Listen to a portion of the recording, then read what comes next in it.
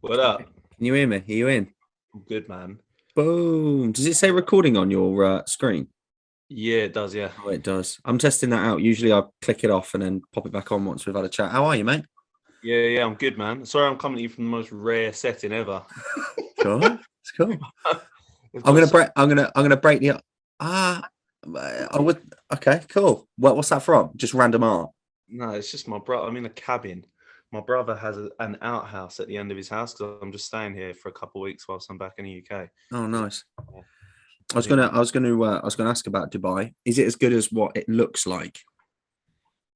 Uh, it's a deep question for me. I'll just Mm, say the podcast for mine because there's a lot of shit going on in my personal life, yeah. which can kind of, you know, change your perspective on things. If Yeah. I'm It looks. But It looks quite flash over there. yeah, it can be. It can be. But it Mm, is towards the end, like my last month, I absolutely loved it. So I will be going back out there nice. probably to stay. Stay. Probably, yeah. Oh, cool. Yeah, man, I'd love that. It's wicked with our jobs, isn't it? Because we Yeah, might do different things. We're kind of in a similar setting in terms of if we coach people from all over the globe, we could genuinely be anywhere. We just need an internet connection. literally, Isn't that literally. cool? I could Yeah, be in Singapore for all my clients, no? yeah. Don't go to Singapore. It's Oh, fucking. okay. I think you're on lockdown. I won't get there. Yeah, but it's it looks pretty flash. It looks nice. What's the weather like? What did you just leave it as? 30, 35, 7, 38. Yeah, That's man. it was hot, but to be honest, when I got there, it was like 21. So I had time to like get used to the heat. Is it How long are you out there for? just over 4 months, I think? Nice. Nice. Yeah. And you were and were you prepping through that time, or did you go out once you finished the comp? Yeah, no. Once I'd finished, I've just been. It's just off season, man. Just off Yeah, nice. I season. suppose in that you want to be consuming all that food and all that training. We want to be able to like limit the amount of stresses possible around us, really, don't we? Well, all the time we want that. So being kind of on holiday, working on holiday Yeah. permanently is ace. Yeah, 100%, man. It is. It's proper chilled over there. Everyone's sort of like-minded, kind of doing the same thing over there. Yeah, That's always a kind of a motivating yeah, factor. man. Do you have you done many podcasts in the past? Yeah, man. Yeah, I've done You quite a have. few. To be fair, I've done a fair few. Oh, I've cool. done a few podcasts myself, but I'm just like on and off with everything. Yeah, yeah. I'm on and off with YouTube. Yeah, it's difficult. Yeah, it is because I don't think people realize the amount of effort unless you have a videographer that you could just pay 300-400 quid to that could just like edit a whole video for you, and you could do that on a weekly basis. Yeah, It's a tough thing to do. People don't understand the effort that you got to put into the behind the scene, like in post production, in terms of editing a video, yeah. videoing you opening handles, videoing shutting microwave doors, slow mowing blueberries into your oats, mate. It takes forever. And this is what I was about to say to you. This is when I first came across you. This was about maybe 3 years ago, possibly 4, and you were prepping for a comp. And the first video I saw on you was YouTube, and Sammy was videoing you. And you were in a hotel room eating banana, like smushing banana into a Tupperware. Yeah. Can you remember that? I can't even remember. That must have been like a day or two out. And they were the videos I was watching you on. I was like, oh, these skis is all right. I quite like watching this. I don't know what show that could have been the show that you turned pro on. Yeah. Eh? I Yeah. think I do remember that. Yeah. And that's when I first saw you, and then Sammy in the background of a few videos. And that's when I first met Sammy. That's the first thing I said to him. We were backstage. We were getting tanned before the first show. Yeah. And we were standing there with a fan between us, like drying us with a cocksock on. And I was like, hang on a minute, I recognise you. I was like, I know you from somewhere, mate. I swear I know you from YouTube. Is it Jon Lofthouse or something? He's like, yeah, mate, yeah. Mate, it's proper funny. It's wicked. Doing it together at that point. We called it SJTV. That's it. That was fun times, man. That was literally all we done was just video us eating burgers and training chest. Yeah, much. Man. Yeah. But I love I love YouTube. It's just you're able to. It's getting quite samey though. Road to this, journey to this. A lot of people do the same old shit. And I do like documenting my prep, which will start in about a week or two. I'm going to start a series for that, and it will just be like a weekly episode of 20 to 30 minutes long. Yeah. And it's not only for other people to watch, of course, and business and getting people involved and building up the hype and getting people watching me and things. It's for my own good, so I can watch it in like years to come. If I ever have kids, do you want to watch Dad prep for a comp? Yeah, You know, 100%. it's just something online that you can put on. Yeah, that's one of the things I like about it is just like you've documented what you've Yeah. done, you know. And it Kind of almost like about Instagram as well. Yeah. It's just kind of like a scrapbook of what you've done. Yeah. Because other than business and yeah, you know, documenting your progress, I fucking hate it. Yeah. And you're almost forced because of our careers or jobs, because social media is so prevalent nowadays anyway. We're almost forced to document our progress, which is even better. If me and you had office jobs, we would somewhat potentially neglect posting up every day or video on stories and showing our arms and showing our legs, but we kind of need to do that for the job anyway that we do. It's a must. It's a That's must. it, mate. Get by without it. I've got a question for you. I popped a little poll up on Instagram stories up yesterday. Are you aware of the two movies? Have you ever watched 300? Yeah. And you've watched Gladiator as well, right? I'm a potter. I'll never forget that line in 300. What is your profession? Yeah, that's it. Instead of hoorah, I'm a potter, sir. Who would win in a fight? Out of Leonidas or Maximus from Gladiator? Wow, Maximus. You think? I thought that. He's just hardcore, isn't he? Isn't he? Like you put them both in an arena. Maximus doesn't even need a shield though, does he? Yeah, he's awesome. Maximus is the one, bruv. Maximus Decimus Meridius. That's it. Are you not entertained? Mate, that'd be sick. It'd be so. How long do you reckon you could? How long do you reckon you'd survive if you were back in those days fighting in a gladiator? Do you reckon you would stand a chance? Yeah. That's a question, isn't it? Don't know. Maybe when I was 20, not now. I'm soft now. Yeah, unless you were like tied to that geezer that pissed his pants on the way up to the gladiator room. Do you remember that bit when they're standing in the line? He's like pissing his pants. Oh shit! That would probably be me. We all like to think we'd be Maximus, but yeah, probably be crying. I know, man. Yeah, too right. Why don't you to the podcast viewers and listeners? Yes, man. Just introduce yourself. Who are you? What's your name? What's your occupation? What do you do? Ooh, yeah. So Jon Lofthouse, man. Jon Lofthouse, IFBB professional, been competing since I was 23, 29 now. So I've been in the game kind of 6 years, been training since I was 16. Turned pro in 2019, been competing on the pro circuit now for the last 2-3 years. Done my first pro show in 2020, so a couple of years on the pro circuit. Occupational wise, just basically physique coach, posing coach. Yeah. Well, that's pretty much it. Do you think you're well known? Do you think you're more known as the posing side of things than I wouldn't say bodybuilding side of things? Would you say more posing coachy than getting like as in bodybuilding coach? Yeah, probably. Most people would know me more as a posing coach, but to be honest, it's not the way I'm leaning nowadays. Okay. It's actually I'm obviously doing posing coaching. I had a posing seminar today, but in terms of like lots of one-to-ones. I don't do as many as like I used to. Like last year, I used to do a lot of one-to-ones, like 10 hours of posing a week on top of PT as well. But that's actually what I kind of wanted to get away from. You know, I've been a PT since I was 22. Yeah. As much as I love one-to-one posing and helping a lot of people, which I do, it was kind of just getting to me being in the gym all day, you know, whether it's posing or just being in the gym all day. It just didn't really line up with bodybuilding for me. You know, bodybuilding's my main goal. Yeah.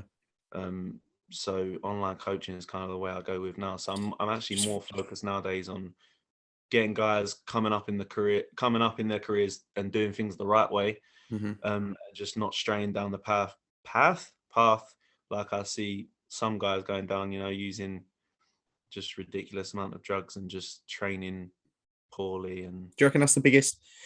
What do you reckon your biggest sort of pet peeve is with the industry? Do you reckon it is the amount of, or the lack of education in terms of, oh, I know, I'm just going to take that route of plowing so much drugs into me rather than focus on the basic stuff? Because me and Sammy have spoken about this before, and I love his approach, and no doubt you have the same approach as him and the same as me, is that basic hard work is just not there anymore. And when you start training as a beginner, why do we now have to buy a set of cuffs? Why do we now have to hold D handles? Why do we? I'm not saying we have to, but that's all I fucking see. I don't see anyone bent over rowing. Yeah, it's too much. Do you ever see people bent over rowing anymore? No. No. It's almost some basic exercise is almost weird now. So like a good example was I actually wrote out a training plan for he's in his first year of training, you won't mind me saying. And it was a very basic plan, back workout was, single arm dumbbell rows, bent over rows, partial deads, real basic movements. And he was like, oh, can we not do this? And it was all unilateral cuff, the incline, prone, fucking all that kind of shit. And I was like, whoa, man.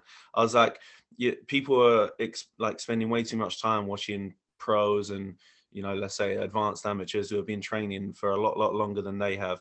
And they might be at a point in their career where they're looking for something a little bit different to take their physique to the next level and optimize things. Whereas, that's not how any of us got to where we get to the first place. It's just the very basic. And all of my training is very basic still today, to be honest. Cal's plan for me is way more technical than what I actually do. And he knows that. I don't.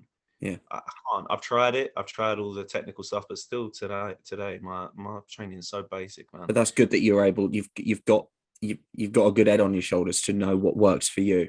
Yeah, for sure. Like my biggest pet peeve in the industry is just more than anything though is people getting into competing too fast and coaches pushing them into competing too fast and using drugs to get them there. It pains me, people training for 1-2 years. And then they're like, oh, I'm going to get on stage next year. I'm like, no offense, bro. You haven't even got any muscle yet. Yeah. You just need to take your time, enjoy the journey, enjoy the process, and it will come. Like you can't be getting in the gym for 1 year and then getting on the freaking first time as big. Like bringing it back to that, trying to optimize your training with these cuffs, and they're great, man. I've tried all that shit and it feels great. I'm not saying it's bad stuff, but when was the last time you saw Ronnie or Lee Priest use a fucking cuff on a lateral raise, like really slowly doing this shit? And yes, I'm fully aware that they're in their body's just made up differently and they're using different shit to your standard UK bodybuilder nowadays. But fuck, you didn't see that shit back then. No, I know. It's just very complicated. I mean, at the end of the day, like whatever you like. And if you do love that stuff and you're getting results from it, go from it, go for it and keep moving forward with it. What's a typical training session for you then? Pick a body part and just run through it. What does it look like? Go for chest day. Chest. What does it look like? Real basic, man. I'll normally start off with, so chest right now, I'll probably start off with a flyer, some sort of incline, probably dumbbell or plate loaded press, a decline press, and then a cable fly. Yeah. So like 3 or 4 movements. Yeah, 4 movements. Do you ever pair anything on like a shoulder or a try or anything like that afterwards? Or is it just like do you do like a check, just one sort of muscle group a session? Sometimes I'll do a little bit of side delts at the end of the chest. But Cal did have me doing push workouts, chest delts, tries, but it was just too much for me. Like by the time I get to tries, I'm just ruined, So now what I'm doing right now is everything split, more or less.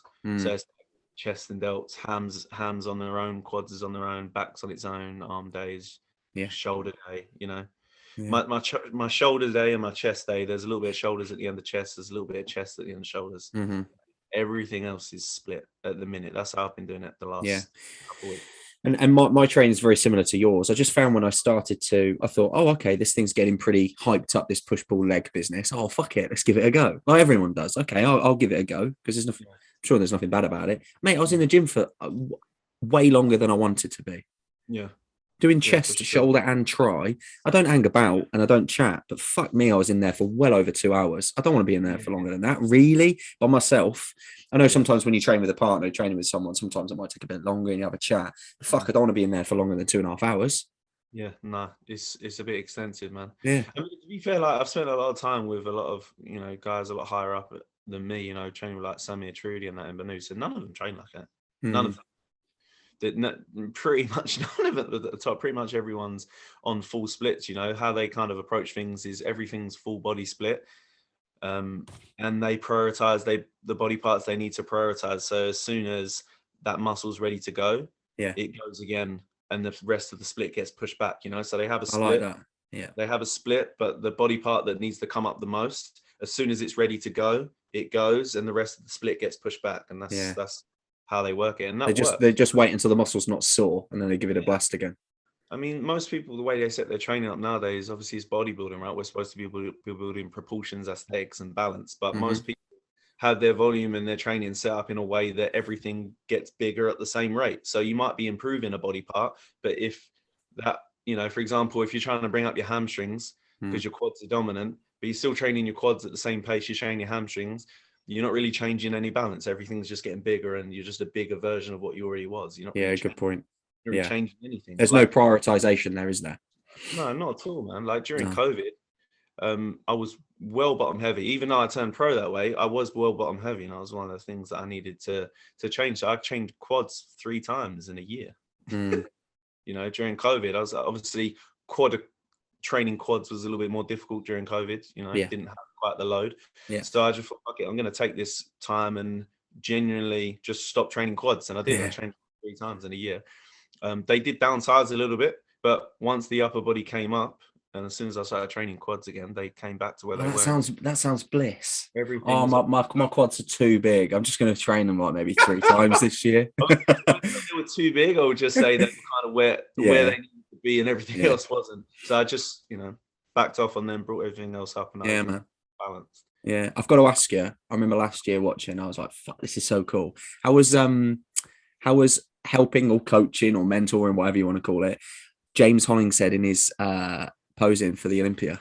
It was unreal, man. Was it cool? I mean, he's such a cool guy. Like, man. Many of call it run-ins and meets through the past, and it was. Well, I suppose it was an honor for him to even let me do it. Because he's at a higher level. He got, what did he get? 8 in the Olympia? Don't quote me. Or was it outside? He was out top 10, I think. Yeah, I think. Yeah. But whatever, that guy's one of the top 20 bodybuilders in the world. Yeah. So for me to have the opportunity to kind of put a little bit of me in his routine on stage was awesome, man. He's such a cool guy. But it was it was an experience. How often did you see him through that? Was it like a 6-week stint? No, it was only 3 times. So every YouTube video, we done a YouTube video for every single one. So it was 3 YouTube videos. And that was all we done, to be honest. We spoke a lot in between, like messaging back and forward about things we wanted to do. But he already had a song that he definitely wanted to do. And I was well nervous because I had done loads of routines for fucking tons of people leading up. Like that year, that was the year last year where posing just went mental. Yeah. And then when I worked with James Hollingshead, things almost got a little bit too much for me. I was getting 8 to 10 posing inquiries a day for about a month. Yeah. Getting crazy. And that was at the point I realized that I just needed to focus more of my time on like seminars and stuff like that, because I couldn't help enough people. You can help more people in short time, which you can't be spread too thin. It's just like what we said on everything. It's just like you spending too much time inside the gym as a PT and one-to-one posing. You almost lose that. You lose the love, but I understand. You've got not much more to give, and you're pouring from an empty cup. You ain't going to be able to give anything to yourself. If you want to better yourself in your career, you're fucked. You ain't going to get there. 100%, man. I mean, that's just why I created an ebook. I thought, I need to think of a more useful, time. How do people, just for the listeners, how do they get a hold of that? So links in my bio. You can just click on the link in my bio, and it's periodized posing protocol. It's literally 20 quid. Sweet. It is my product, but I will big it up in the fact there isn't any other product out there. Just real simple, basic, goes through all the quarter turns, mandatories, very, very efficient. And I send it to all of my clients, when they first come to me, and they pick it up straight away. There needs to be more stuff like that out there, of which I'll probably be working on in the future. But there's not enough good quality posing material out there. No, I do find that from my experience personally, getting into bodybuilding last year or competing for the 2 shows last year, when I hired a coach, it definitely was not. And it's strange to say when that is the pinnacle moment of you displaying your physique. Yeah. We did not speak about that. No.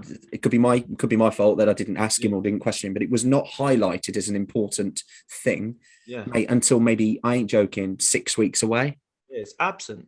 And it was me who had to confine him and go, what are the poses that I've got to hit, or what mandatories? And I had to ask these questions, and also how many points do I get towards that? Does it even count? Oh no, your free posing routines just for pictures, mate.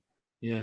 And it's just like, well, that gives me absolutely no motivation or oomph or a kick up the arse or a rocket up my butt cheeks to actually make any effort towards that. Until we see people like yourself and people like Sammy that have so much passion within that sort of those posing ranks and what you do, it's like, oh, fuck me, it's fucking cool, man. Yeah. That's the whole point, is me getting on that stage and displaying what I fucking worked hard for 20 weeks or for all these years. And then I dial down for that point. And all I'm going to do is just stand on it. And I liked what you commented the other day. We look like we're riding. Yeah, man, that's funny, isn't it? I saw that. I thought, hang on a minute, that was me when I got on the first show. Because that's what I got taught. I was just like, right, okay. Yeah. 100%, man.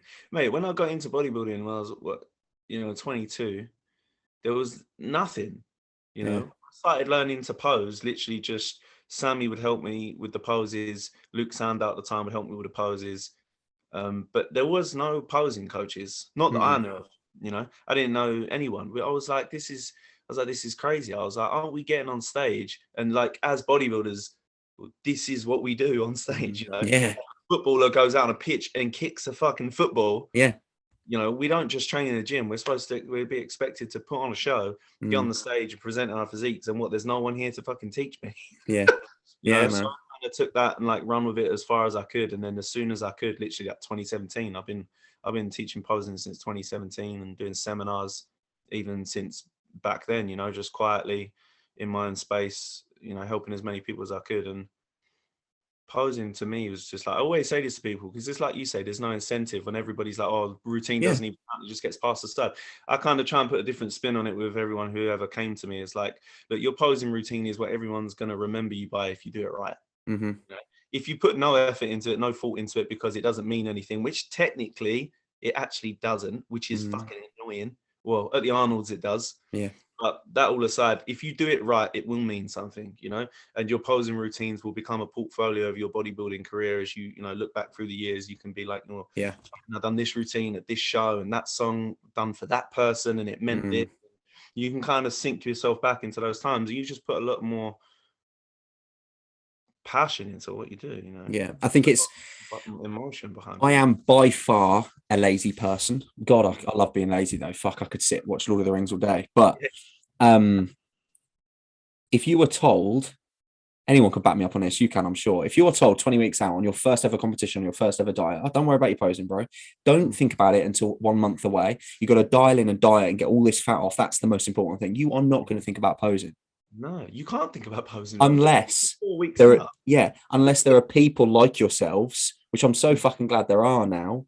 Since within about 12 months, it's blew up, innit? You see them everywhere now. Posing coach this, posing coach that, and no doubt there are some absolute shite ones. However, at least there are now the more importance of posing is now being sort of in your face, definitely, and advertised. Yeah, I think I've seen, obviously I've been doing it a while now, and I think since having the opportunity to work with James, at least off my own part, I mean, everyone's got their own thing they do in the industry, but at least from, you know, my little world, working with James for me really helped. Yeah, like it opened up to a lot of people through his.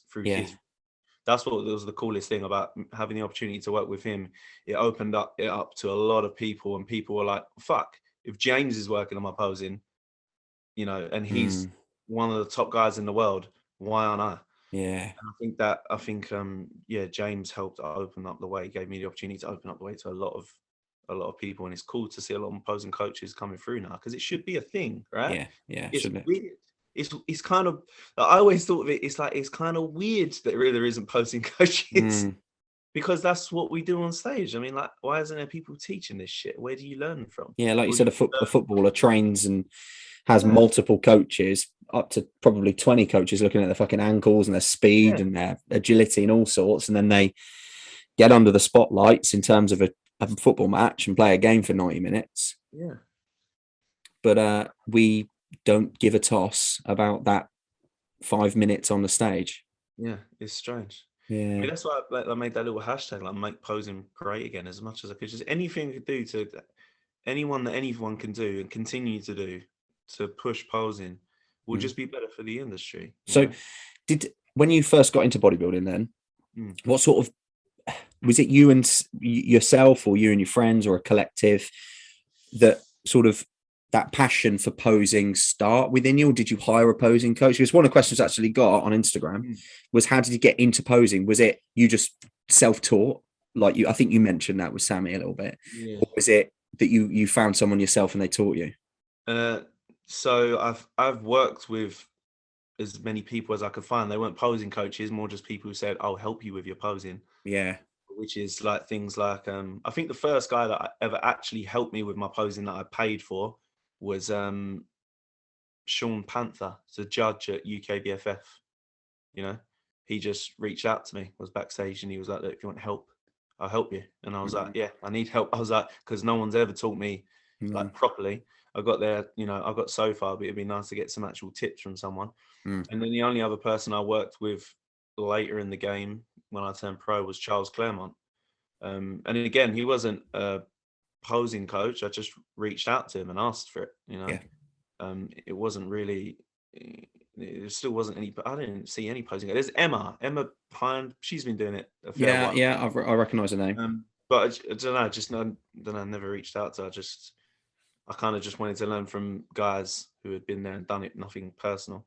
Yeah. But other than that, it was just self-talk, to be honest, man. Me and Sammy just loved posing. We was literally just so passionate about watching like the golden era of posing and just fucking about in the gym, to be honest, recreating the poses, like, and just spending a lot of time at the end of every session, generally just being wankers. What most people just having a laugh. Yeah. We loved posing, you know, so we whip our clothes. We thought, well, bodybuilders, man, I'm going to whip my clothes off and hit some shots. Yeah, that's it.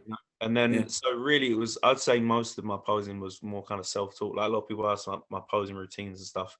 I always like a good little mover when I was younger. You know, I liked break dancing and stuff like that. So all of that stuff kind of came naturally.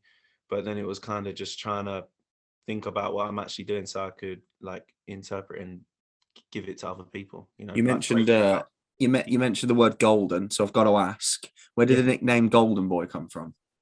Sammy's girlfriend named me the Golden. She called me the gold. Probably a lot of people think, he's called himself fucking Golden Boy. I didn't. She called me the Golden Boy for about 2 years prior to me even naming myself that. Yeah. I actually didn't. I was reluctant to call myself it, but then Cal was like, "No, that's a sick name. Do it." And I was like, "Oh, fuck it." I was like, they all used to have cool nicknames back, and there's not as many that kind of do it now. So I was like, "Oh, fuck it, I'll put a name on myself." Yeah, man. But yeah, she called me the Golden Boy apparently because I always got my way. The hair works though, because you kind of blonde hair, golden locks. It works. I'm like, okay.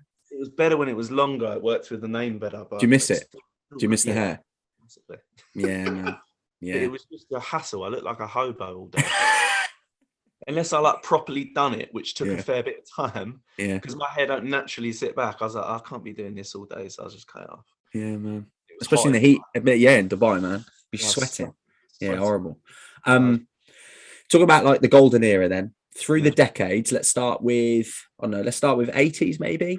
Yeah. Throw us your favorite bodybuilder in the 80s, 90s, and noughties. And now, let's say. So 80s, Tom Platz. He crossed over into the early 80s, so I would definitely go Tom Platz. He's kind of like late 70s, early 80s. But Tom Platz was just... Didn't you train with him? Yeah, I did. I swear I've seen that. Yeah, not on a one-to-one basis. He trained us in a group. He trained me and about, I think it's about 8 of us. Something like that. I saw some pictures or something. It was mental. One of the most epic moments of my bodybuilding career was Tom Platz taking me to absolute and beyond motherfucking failure on a set of squats, 100 kilos, perfect form. I think he got me to do like 47 reps. I only got to really about 42 reps and then got dragged through 5 reps, like shaking. Yeah, man. He does this crazy partial thing. Literally just drop to the ground after I've done this set, kind of roll over, see the golden eagle standing over kind of like a halo. He's so fucking serious. I'm literally laying on the ground. He just reaches out his hand to pick me up. This is a cuzzo's truth. And he goes, "Welcome to the pain zone." Oh, yeah. I was like, bodybuilding complete. I was like, Did your pants go like that? Oh, literally, mate, erect. It was fucking awesome, man. Man. Is that the reason why you didn't train quads for a year? Because that was that one set. That one session. Yeah. That was all I needed. But his his mythology. I can't even talk, man. Mythology. Behind like quad training was just fucking brutal. But yeah, his like drive and passion for bodybuilding is like second to none. So Tom Platz through the 80s, 90s, Sean Ray. Yeah, that's actually a tough one because it'll be Lavroni or Sean Ray. But Sean Ray, I think he's the most perfectly proportioned bodybuilder ever. I think he's just fucking perfect. Yeah. His condition, the way he carried himself as a bodybuilder, his posing, everything. He was just a true athlete, man, for the sport, you know. Outspoken and a bit of a dick sometimes, but well, nowadays he's throwing it out a little bit, isn't he? But yeah. But you got to get a bit of interest, didn't you? Yeah, Sean Ray is awesome, man. Noughties, Cutler, Jay Cutler, not from a physique perspective, but because I kind of really came up watching Jay Cutler. Yeah. Like massively. So like 2001 when he nearly beat Ronnie, like all of his DVDs that he used to do. Jay Cutler was kind of who I got stuck into. It was the first bodybuilder I got stuck into and kind of just made me fall in love with the game. Yeah.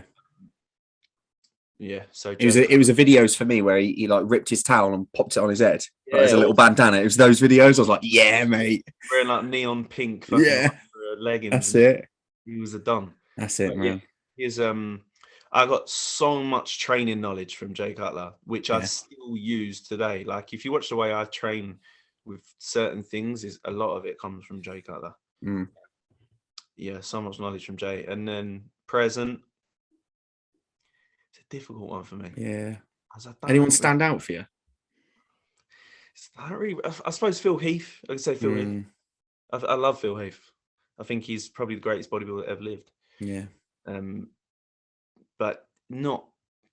You know, I wasn't that into him. Yeah. I haven't really been into anyone since I started bodybuilding, and Jay Cutler and everyone stopped.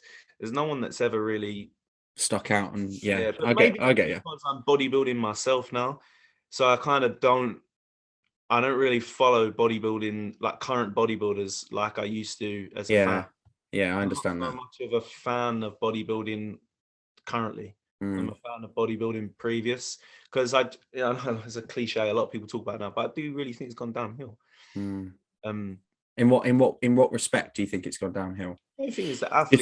Do you think they're just aiming for a size game and that's about it?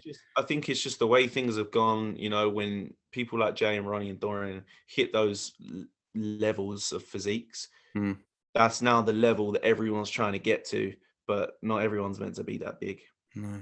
You know, I think a lot of guys are 20, 30 pounds past their prime. Yeah. Prime aesthetic, you know, but it kind of like doesn't matter anymore because it's just, you know, if you're not 260, 270 shredded, you're not going to get a look in. So I don't blame the athletes. I think you'll find that if you spoke to a fair few of them, which I have done, that they preferred their physiques when they're a little bit smaller. They all say that, don't they? A lot of them say that at least. They say, I look better when I was 230. I look better when I was 240. Yeah, but the judging doesn't dictate that now. It doesn't allow it now. So I don't blame the athletes at all. It's just the way things are now. You know, that's why I love classic. That's why I never competed or tried to compete as a bodybuilder, because there was no classic physique. I generally never wanted to be that big. I've heard some open guys like try and make fun of classic. Oh, they do classic because they can't be open. I'm like, I never wanted to be open, man. Never wanted to be that big in my life. I love it, but I don't want to be that size, man. You know, I wanted to be 220, 230 on stage, Arnold looking. Yeah. So and then classic came out and allows that. So if you could train with one bodybuilder, current or past, would it be Jay? Yeah, 100% Jay. It would it? Yeah, I'd say that's straight away. Jay.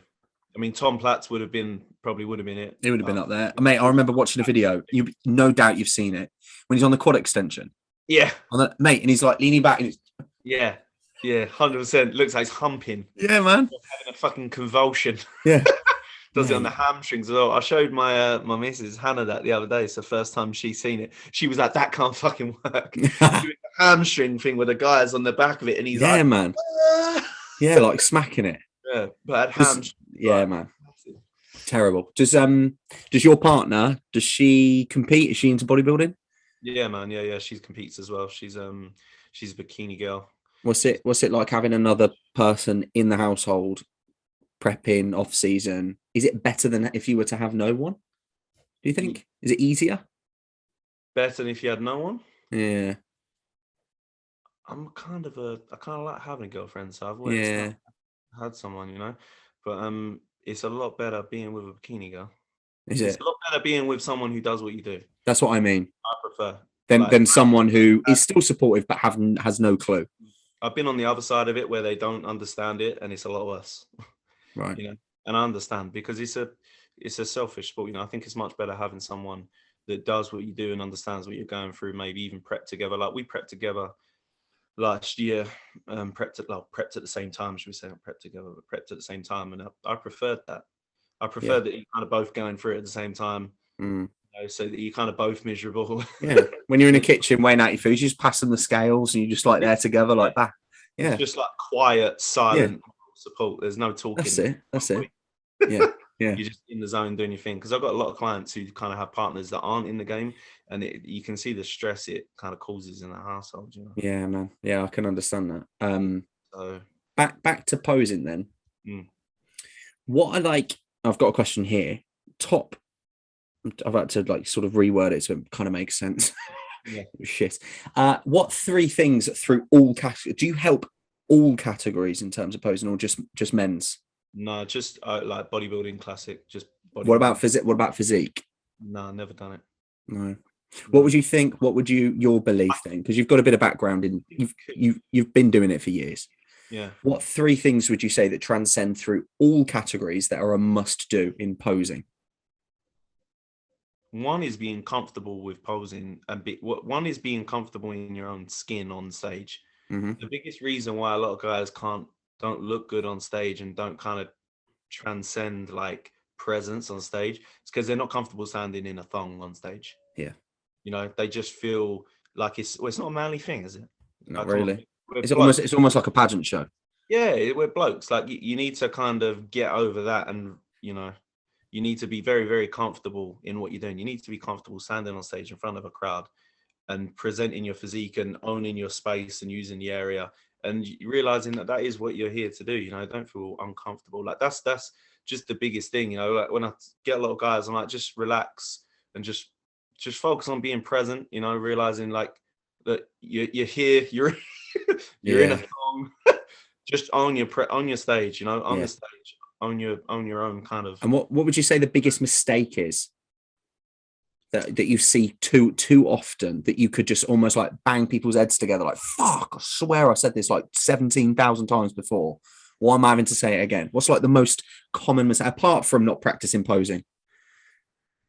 Like on stage, you're watching, like on stage, physically watching them. What is something that you see all the time that's a mistake that people that are listening now could just fix straight away, that they could improve on?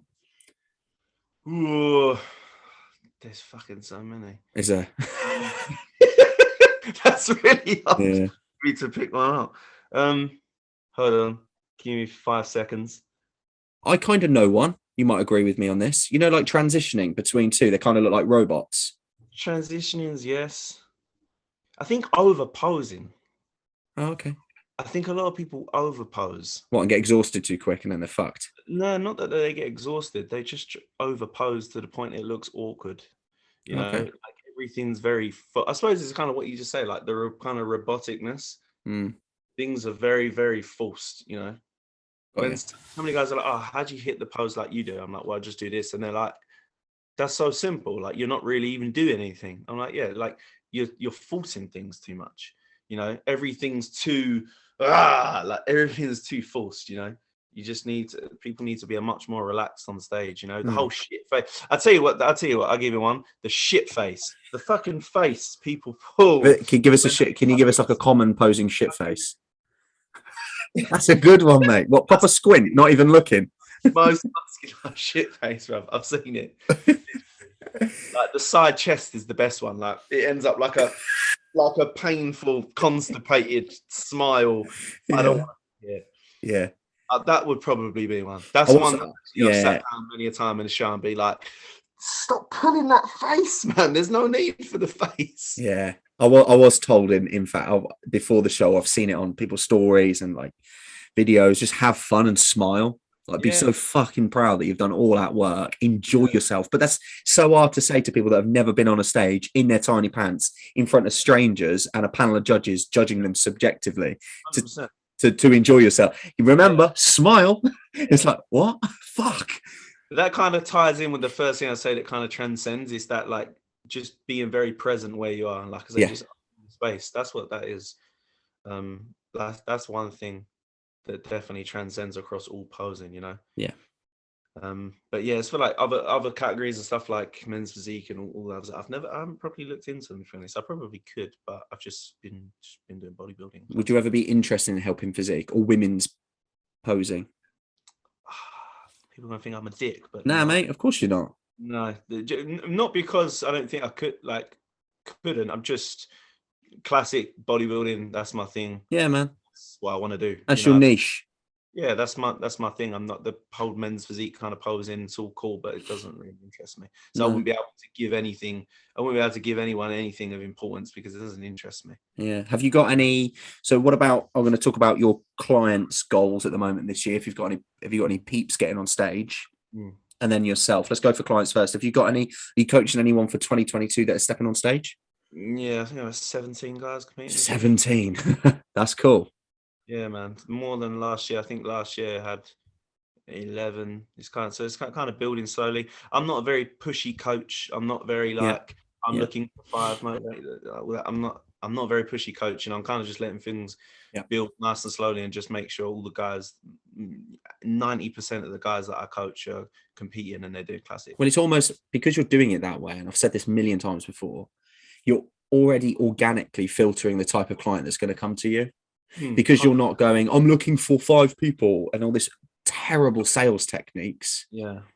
They're going to come to you organically because they just like you, as they're going to invest in you and your time because of who you are, aren't they? Yeah, 100%. And I'm aware like the best way I can help someone is just help kind of, I always say, like I've spoke to coaches in the past, like your kind of market is like you 5 years ago. Yeah.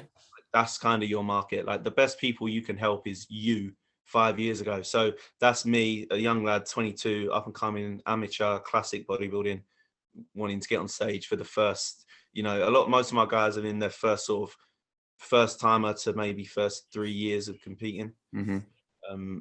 I've got maybe 1 or 2 lads that are a little bit more advanced than that. But yeah, like I'm kind of working with the first timers, the first kind of 3 years competing right now. But I mean, I've only been really doing online coaching for about 3 years. So yeah, man. So I kind of just working with guys to get on stage and just do things the right way. Just try and help the industry, Yeah, of course. What about yourself then, in terms of your own goals? When are you next stepping on stage, or you're thinking of? So I'm not sure exactly when I step on stage. I just know it'll be next year. Cool. I reckon, yeah. So I'm going to take all of this year off. I reckon I'll probably get into a prep potentially at the end of the year, looking to compete like early next year, but I don't know when. All I know is that I'm almost definitely sure that I'm going to go to America for my next show. Oh, wicked. Just because, really. Yeah. I just prefer it. Any, like, in your sights, what ones there would be? I haven't even looked. No. Not no, my head's not really there yet. My head is literally just on growing at the minute. All I know is it will be next year. It will be America. I don't know when. 2023 Olympia is the goal. And what was your last show? Poland last year. What was your placing at that show? Fucking awful, man. Worst show ever. I got 13th out of 14. Why? Do you think? First of all, it was just the size thing, straight up. Right. Just not big enough. That's why I'm taking this year off. Got you. Just weren't big enough. Walked out on the lineup. Just didn't have the standing relaxed muscle. Not standing relaxed in terms of the pose. Just walking out. Yeah. Literally, some of these guys are just stacked. I do think I kind of went a little bit far on a diet, if I'm honest. Okay. I think I was probably looked a lot better, about 3 kilos heavier. Like 4 or 5 weeks out, I was pretty much ready to go. that's not nothing on the coach, to be honest, or nothing on me. It kind of just happened, you know. Like sometimes you're just in it, coach and client going for Yeah, man. the You're gunning it for the final. I was happy with how things were going.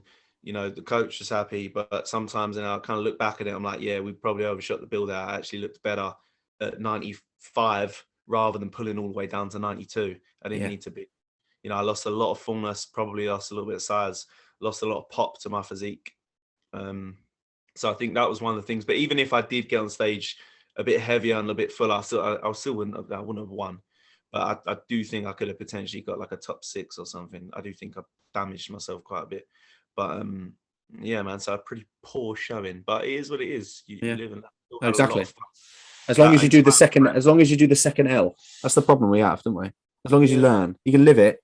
100%, man. But no one fucking learns. Well, yeah, of course we do, but implementing what you fucking learn and so you can better yourself. Yeah, 100%. That's the point. All my pro shows have been great, to be honest. I mean, when I've done the second pro show was the British Grand Prix, I got 5th there. But then there was only 11 guys, so I'm just mid-table, really. 5th sounds great, but I'm only mid-table. The first show I ever done there was like 35 guys because it was a show during COVID. And it was like one of the only shows going on. So my first show was massive, 35 guys.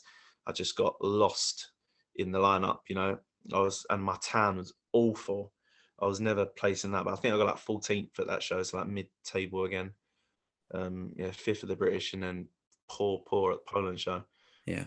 It is what it is, man, Yeah. And you never know. It's the one thing that frustrates me, but it's something you've got to accept with this game, is you have no idea who's going to turn up on a day. Oh yeah, no. Man. You're like, I've done I'm going to do it, and then you look on it. I don't. I know a few people that have. I'm going to have a look on Instagram and search tags on the bodybuilding show, see who's competing in the same show. Man, I just keep my head down. I just walk in. I have no fucking idea who's going to turn up. Yeah. And unfortunately, on my first show, Sammy would have been in short, so I just scraped into tall. I was like, fuck. And as soon as I walked through the door, I was like, okay, cool. I'm up against these bastards. And I don't stand. I'm a realist. I was like, I don't stand a chance, but I'm just going to go out there and have fun. And I came 5th out of 7 guys there. Yeah. And then did the PCA next at 6 weeks later and got 3rd. Yeah. All that is just time. Didn't do anything different. I actually technically ate a bit more and didn't do any Stairmaster between the 2 shows. Yeah. My legs came in and I just looked leaner. But that's just time. Yeah, it's just 100%. Learning and just spending more time in the trenches, just constantly doing the jobs. 100%, man, 100%. That's something I always tried. When I was coming up, like through the amateurs, I never looked on Instagram, man. Never. Yeah, not at all. But the problem I have now is, I'm gonna sound like a really arrogant fucking prick, but mate, do it because of my following now. Hey. I can't. Yeah, but I can't not. Yeah, of course. It's annoying. Yeah, like a wanker, but I can't because people send it to me. So mate, every show I've done now, people I don't even know. This guy's competing. This guy's competing. This guy's competing. You can't fucking get away from it. No. So like the pressure this is something I've had to deal with. Like when I was out in Dubai, the pressure of bodybuilding lately got to me big time. Right. To the point, it just makes you not want to compete. It makes you not want to get on stage and do it anymore because you're just getting shit thrown in your face constantly. Was it any way of using that as fuel though? No doubt you tried though, wouldn't you? You'd be like, okay. In the past, I would have used it in fuel. Yeah. But like December, I lost my dad. And Sorry, then I was kind of in a no, sorry, man. It's just not trying to poop pipe, but that's just what it is. My mindset was in a bad place. I've lost 3 pro shows. Just everything just got to me, man. I was in a real bad place and just nothing could kind of get my head back on the motivated train. And I was just wasn't feeling it. Yeah. Right, let's swerve away from bodybuilding a bit, shall we? Yeah. We'll just like jump on the other tracks. Yeah, what do you do in your spare time? What does the golden boy do in his spare time? Away from bodybuilding. Does he do anything away from bodybuilding? You know what? At the minute... Come on, mate. You must. At the minute, there's not much. Really? But when I competed for Poland, I was getting back into the Yu-Gi-Oh cards, bro. Were you? Yeah, massively. I was buying cards left, right, and centre. Oh, you legend! Did you see? Play a lot of guitar and stuff. Oh, cool. Is it Logan Paul? There's 2 brothers in there. I don't follow them. I don't. But one of them walked up into a boxing match with a 3.8 million pound Pokemon card around his neck. Yeah, Charizard. You see that? Mate, how sick is that? There's no like chains and fucking rings and crowns anymore. It's just Pokemon cards. Yeah, literally. Yeah, literally. Sick is that? Yu-Gi-Oh. I only say that recently because I've been in Dubai, so I haven't been doing much else different other than training in computer. But yeah, when I'm back, like I used to play guitar a lot. I enjoy playing my guitar. On the Poland prep, I was well into Yu-Gi-Oh cards. I was buying up all the old Elemental to the point where I was like, when I was younger, I had no money to buy like single cards. You had to buy booster packs. Yes. But in the Poland prep, I was like, man, I can do what I want. Yeah. So I started buying like single cards. I was getting like cards through the post. Mrs. was like, "What the fuck are you doing?" Yeah, man. Yeah, mate, I'm getting the same. Do you remember, like little Warhammer models? You seen them? Those proper little geeks. I'm one of them. So I paint these things. Yeah. You know, these little babies. I'm sat here like getting these ordered, these little plastic models, putting them together in little magnifying glasses. Like, fucking, mate, I look like a right idiot. That's probably something I could get into pretty easy. It's nice, man. It's nice. It's like expressing yourself in different ways. Yeah. And if you're anything like me, you kind of you can get so caught up with so much shit. But if you find something so finicky and so small, you have nothing but that you have to concentrate on that because the brushes are so small, the models are that small, you can't like slip up and fuck up. You've got to like really, really concentrate. That's what I quite like about it, because it forces you to chill out.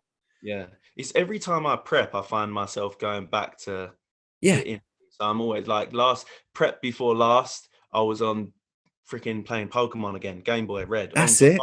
All I done on cardio was downloaded like GBA on my phone. I was playing Pokemon the entire prep, mate. Literally, I got all my Pokemon up to like level 80. It's pretty hard to do. It takes a long time. Like prep before that, I'm watching like Dragon Ball Z, watching like the like fucking Beerus and that one. What's the new one? Dragon Ball Z. I've forgotten it. I haven't seen that for years, mate. I asked I had Josh Maley on here the other week. You know, the big Viking man lives up north. I asked him about Pokemon because he plays Pokemon as well. Yeah. When he's doing his cardio, and I asked what Pokemon does he pick when he goes visit Doctor? Is it Professor Oak or something at the beginning? Oak, yeah. Which one do you pick? So like red, blue. Yeah. Starters. I always just went for Squirtle. I think. Squirtle. Yeah. I was always a Charmander. Were you? Fire. I restarted that game so many times. I'm like, I'm gonna get Squirtle, I'm gonna get Bulbasaur, or something like that. Yeah. I always get Charmander. Yeah, every time. It's just power, mate. Whenever you look at fire, it's just powerful, isn't it? Yeah, it's like power. And you're thinking, you see Charmander, but you're thinking Charmander. Yeah. It's like right now you're thinking, next show, Olympia. Yeah, literally. I even know the levels. It's level 16 Charmeleon, level 35 Charizard. Yeah. What about cartoons? You into any cartoons? Do you ever watch any anymore, or any movies, or what about, like, you a movie buff? Yeah, massive movie buff, man. Like everything, man. I'm obviously big on like Marvel films and stuff. But I watch loads of stuff, man. To be honest, in terms of like cartoons, it's again like Yu-Gi-Oh, man. I was watching Yu-Gi-Oh throughout the whole prep. Well, yeah. I started back from all the way from like the first season of Yu-Gi-Oh. I fucking loved it. Yeah, I don't know if you know this cartoon. Have you ever heard of Avatar: The Last Airbender? Yeah, you heard of that? No, I never really watched it though. No, I got through all of that in prep, and I did all the Star Wars, mate. In terms of like movies, it's fantasy for me because I just want to escape to another world. Yeah. You know? Yeah, 100%. I'm loving all this like new age stuff, like Expendables, Crash Bang Wallop. It's like, wow, cool. But it's like Hobbits, Lord of the Rings, Harry Potter.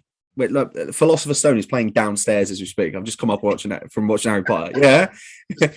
Mate, it's just a comfort for me. If you got anything, it's like Yu-Gi-Oh for you. If you just stick it on, you don't necessarily need to watch it. You might be checking in clients on your phone or on your laptop and you're editing videos. But as long as you got Yu-Gi-Oh in the corner, you're like, chilled. Yeah, I get it. You know, nothing can fuck me off right now. She can't moan at me. Clients can't piss me off. Yeah. Yu-Gi-Oh is on. That's what I like about it. It's just like puts me down to this level. Yeah, definitely. What I have been doing recently, I'm not sure it's geeky, but I've been watching Friends again. Yeah, mate. Yeah, I love that. Pervert. Literally every time I eat a meal, I'm watching Friends. Yeah. So 5-6 times a day, I put Friends on. You've watched Brooklyn Nine-Nine? No. Oh, mate, you got the same humour as me. You've got to watch that. That is fantastic. That's on Netflix. You'll like Brooklyn Nine-Nine. It's just comedy again. We've been watching Ozark. I've just finished watching. Oh, mate. Yeah, we're halfway through season 2. Are you? Mate, it's the nuts season. I'm waiting for the last season to come out. It's like season 4, part 2. Yeah. Come 29th of April. I'm waiting I for just that. feel so sorry for Marty, mate. Mr. Bird. I'm like, man, he'll go through one episode like making it, and he's like, oh, for fuck. I feel so sorry for the guy. Yeah, we was always talking about, like, me and my partner. I'm like, man, this guy just doesn't get a break. Yeah, Just, that's it. I said that yesterday. Almost every episode, I'm like, I feel sorry for this guy. Yeah, he never gets a break, never gets to chill. Epic. Yeah, so we've just gone past the episode. Spoiler alert. So Buddy's just died. Yeah. It's a sad moment. Yeah, I didn't like that, mate. Poor guy. He's a bit of a legend. I liked him. Oh yeah, skinny dipping. Yeah, that's it. Burning the poppy field. He probably got quite high doing that. In all fairness. Literally. Yeah, man. Awesome. Yeah. But yeah, cartoons for me, it'd just be like Cartoon Network and all the old school stuff. Yeah, Ed and Eddie. Yeah, wicked. Do you ever play any? I know Sammy quite enjoys a bit of. He plays Fortnite, doesn't he? Yeah, so I'm not a gamer so much now. I used to, like, when I was younger. It used to be like Tekken and stuff like that. Yeah. Tekken, Sonic, and Mario, all that. Just easy games. Just jump. Yeah. Not easy, but like you can get off easy. Yeah, I'll be fair. You jump on, jump off. Yeah, I was never like a hardcore gamer, but I was a hardcore watcher of games. So when my brother would play games, I'd sit there and watch him for hours. Mate, you're the same as me. I love doing that. Watching him play more than I enjoyed playing it. So yeah, it was a weird one for me. Yeah, it's because you had input though. You were like, go left, go over there. I was fully involved. To the point where, like, if he leveled up, we like celebrate together. Yeah, that's it. Metal Gear Solid or Assassin's Creed. Oh yeah, mate. Assassin's Creed was wicked. It'll be like, I've got the new Metal Gear Solid. I'll be like, sick, let's go. Yeah. I'm not even playing it. I'll just for hours watching him play. Yeah, man. Yeah. I used to love that as well. People always moan when I had the controller, and I'm like, yeah, just have it. I don't mind. I'm still involved. Yeah. I'm going through the new Tomb Raiders. They're good, mate. Yeah. Yeah. I haven't been on them. I remember the original Tomb Raider. I used to play that. Mate, what, 2 handguns running like going through the water. That's it. They're really good, weren't they, those games? I mean, it was almost like light porn for us lads at that time. Yeah. You could change the shade of her shorts. They were quite good. Like, yes, man. You could run into a mansion and go up into a room. That was an exciting moment. That was quite good. That was all right. Yeah, but, yeah, man. Good. Yeah, it's good to get away from it. It's nice to be able to step away from what we do on a regular basis to almost recharge so we come back to it, and we're always excited about what we do constantly, but it's always nice to be reminded about how excited we are. 100%, man. 100%. What's it like training back in England? Yeah, sweet, man. Kind of just sink right back into things, kind of picked up where I left off. I trained at Stackhouse, so trained there for so long. It was just like, it is a second home. Yeah. It was a bit weird though, going from Bernus, because I just got so used to Bernus. Going back to Stackhouse, like Bernus, if anyone hasn't been there, Bernus is massive, is huge. Their leg room is the size of Stackhouse, the gym I currently train. It's mental, isn't it? It's that big. Yeah, they must have like 50-60 pieces of leg kit in one room, for just the leg room. The gym, oil. That's how you get gyms like that. Oil. Oh mate, literally. Yeah, 20 quid to fill up out there. Yeah. Not like back home. It's crazy, isn't it? I found out when I came back, it was like 40 quid for half a tank. Yeah, it's mental. Yeah, it's crazy, man. But yeah, training's been good. Last few days training, I've been training heavy. Training's been awesome the last few weeks, man. Been really good. So why Dubai? Why did you pick it? Everyone asked me this. There was nothing. There was no nothing. like like, we can, so we shall. Yeah. There was nothing, man. Like, I know a lot of people out there who are doing well. It looks like a good time. It seemed like the lifestyle was suited bodybuilding. It's, sushi on tap on your phone on InstaShop. You can get whatever you want at the tap of a finger. Beach clubs, chill by a day, which is cool, and obviously gyms and shit ton of bodybuilders out there. What's the culture like over there? It's very chilled. Is it? Extremely chilled. Like when I'm in the UK now, comparatively to coming back from Dubai, I feel like everyone's very on edge. I don't know. I just feel it. Like a bit buzzy. It's like zing, zing, zing, zing, zing. Yeah, everyone seems very like in daily life, where everything just seems calm over there. Yeah. I don't know if that's just because it's just a bigger place. It's just a lot more space for everyone. Yeah. So it doesn't feel like the roads are bigger, the pathways These are bigger. Like everything's just bigger. So Yeah. it probably just feels calmer because it's just there's a lot more space. More space, yeah. Because you live, I'm assuming you're like London way anyway, aren't you? Yeah, I'm like You're, Essex. yeah, you're all on top of each other down there. I don't know if you've ever been down my way, but I'm like Cornwall, like Plymouth. Oh yeah. So I'm like, there's no one here. Yeah. Well, there is, but it's just like farmers. Yeah, so that's probably sweet. You probably feel well chilled down there. Yeah, and I'm a Brummie myself, so I lived up in Birmingham, and coming from there down here is wicked. Yeah. So that's what it's kind of it feels like for me. Like Essex is just manic, you know. I feel like everyone's just constant. Yeah. Over there, it's just very chilled, man. It's just a nice lifestyle, you know. You wake up, the sun's there. You know, You go to sleep, the sun is there. Literally, yeah. We don't set an alarm anymore. The sun wakes us up. Oh, the warm glow of the sun waking you each morning. Go to sleep with the curtains open, and we just wake up. How it should be. Your nervous system must be so calm, mate. Come over and you're like, what the fuck? Yeah. That's it. It's like what you're saying about low stress. And it's just nice. And I go up, go down to all the apartments have gyms in the bottom, so I go down, do a bit of cardio. I go for a swim most mornings now, because my knee can't take walking. So I go for a little swim, eat a meal, go and train, come back, client work throughout the day, and then maybe go out for some food in the evening, beach clubs on the weekend. Yeah. What's happened to the knee? Oh, knees plagued me since I was 19. Just played so many sports when I was young. Done everything you could possibly do because I'm rehabbing both of my knees currently. Yeah, so I just tore the cartilage in my left on the lateral side of my left knee, and it's just plagued me. It's getting worse and worse over the years. Right. So it just goes sometimes. Something stupid like getting in the car. Something so trivial, mate. Every time, innit? Getting up off the sofa, it was a few weeks ago. Boom! It just went. I was just hobbled in like out. My knees can't move. So yeah, I've got to get. I need to get a day up to get that sorted. But, you're on a desert island. I'm going to finish with this. I'm going to let you go. You're a busy man. You're on a desert island. You've got 3 objects you can take with you. What are they? You're not allowed to bring a boat and a paddle.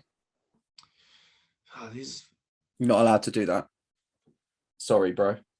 A guitar. I'd have to take my guitar. You take a guitar? Yeah.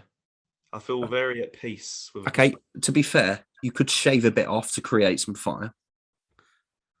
Yeah. If you wanted to hurt the guitar, that is. Yeah. I think I could take a guitar, a barbell. We're talking survival here, mate. Nah, potentially, if you wanted, or you're just going to live out your days swole and musically talented. I would live out my days happy doing what I love, man. Okay. Third object. Is there anyone else on the island? Should I say there's another human. They also had to pick 3 objects, by the way. The objects were the objects were an anal beaded tripod. Yeah. A mobile phone with no signal, by the way, because you're on a desert island. Is it a guy though? It's a 67-year-old man. He's missing a foot. He also smells of cheese. And an inhaler. He picked those 3, mate. So you better start picking quite. You're not allowed to go back, by the way. So it's a guitar or a barbell. Probably just take a pack of condoms for them anal beads, bruv.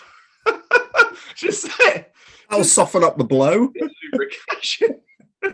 Nice. Okay. I take out things to live my days happy, man.